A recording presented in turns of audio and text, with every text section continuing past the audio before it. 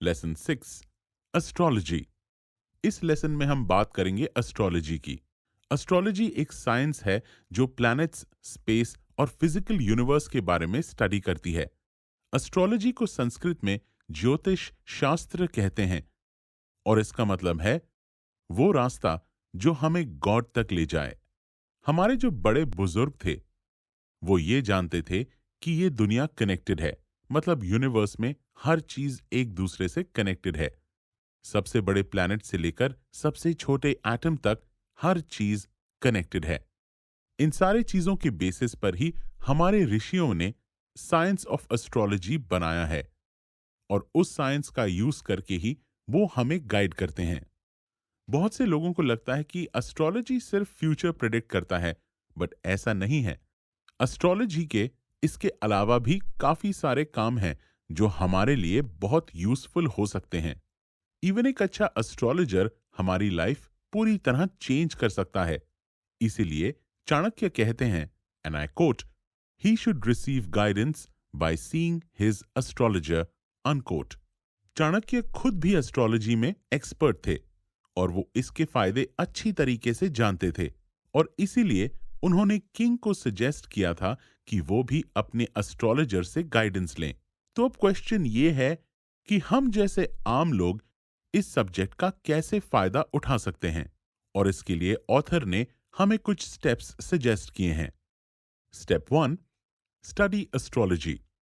अब इस बुक में ऑथर ने एस्ट्रोलॉजी के बारे में इतना डिटेल में नहीं बताया है और ऑथर खुद ये सजेस्ट कर रहे हैं कि आप पहले एस्ट्रोलॉजी को थोड़ा स्टडी करें, पर इसका ये मतलब नहीं है कि आपको एस्ट्रोलॉजर बनना है।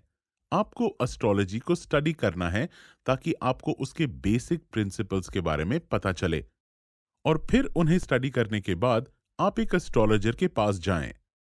चाणक्य ने भी एस्ट्रोलॉजी के सब्जेक्ट को किंग की स्टडी में इंक्लूड किया था क्योंकि वो ये जानते थे कि ये कितना इंपॉर्टेंट है।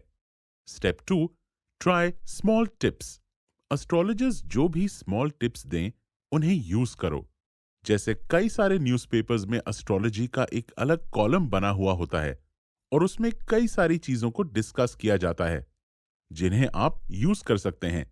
जैसे अगर वेदर फोरकास्ट ये कह रहा है कि आज बारिश हो सकती है, तो आप उसके लिए पहले से अम्ब्रेला लेके जाओ।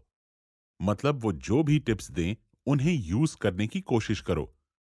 ये भी याद रखना कि आपने एस्ट्रोलॉजी को ब्लाइंडली फॉलो नहीं करना, मतलब ऐसे नहीं कि वो जो भी कहें आप वही करने लगो। और एस्ट्रोलॉजी को फॉलो करने के लिए आपको अच्छा एक्सपीरियंस चाहिए। आपको पता होना चाहिए कि वो जो कुछ भी कह रहे हैं उसे कैसे हैंडल करें। इसीलिए ऑथर रेकमेंड करते हैं कि आप स्मॉल टिप्स ट्राई करो और फिर जब इसके बेनिफिट्स को नोट करोगे तो फिर आप इस फील्ड में कॉन्फिडेंट फील करोगे। Step number 3, don't depend on astrology. Finally author ये कह रहे हैं कि आपको एस्ट्रोलॉजी को स्टडी करना चाहिए, बट आपको कभी भी उस पे पूरी तरह डिपेंडेंट नहीं होना चाहिए। चाणक्य ने भी इसके बारे में कहा है कि वो पर्सन जो कंटिन्यूअसली स्टार्स से कंसल्ट करे और उन पे ही डिपेंडेंट हो, वो बेवकूफ है। चाणक्य कहते हैं कि इंसान की जिंदगी उसके अपने हाथ में होती है और एक इंसान के एफर्ट्स ही ये डिसाइड करते हैं कि वो लाइफ में कहां जाएगा। इसलिए एस्ट्रोलॉजी को स्टडी करो, उसकी गाइडेंस की रिस्पेक्ट करो, लेकिन साथ ही साथ ये भी याद रखो कि आपकी जिंदगी आपके खुद के हाथों में है। यहां पे बस आपको अपना दिमाग चलाना है और डिसाइड करना है कि आपको एस्ट्रोलॉजी से कितनी नॉलेज लेनी है और कितनी छोड़नी है।